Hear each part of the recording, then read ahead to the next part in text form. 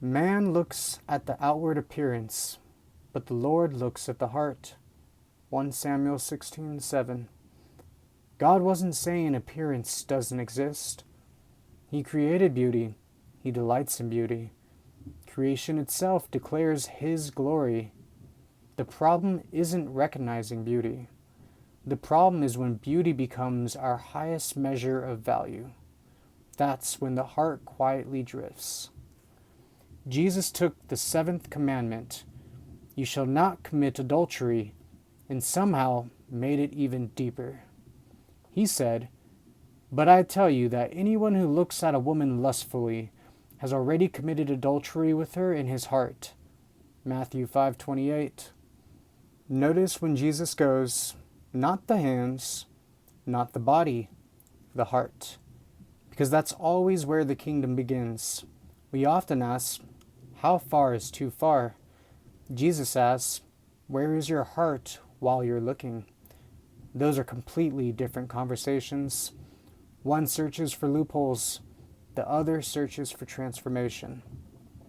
I spent years thinking self-control meant simply saying no.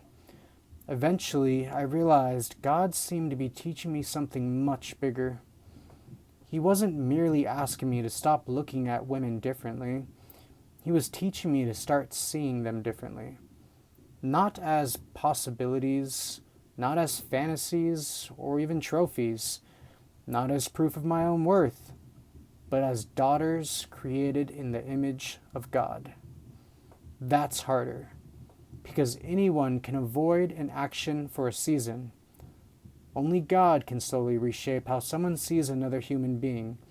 And perhaps that's why Paul writes that love is patient, love is kind.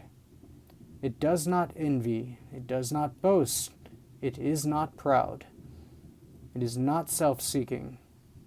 1 Corinthians 13:4-5. It's remarkable, and perhaps the Bible's most famous description of love, physical beauty is never mentioned. Not because beauty is unimportant, but because beauty alone has never been enough to sustain a covenant. Patience does, kindness does, faithfulness does, humility does. And somewhere along the journey, my prayers began changing.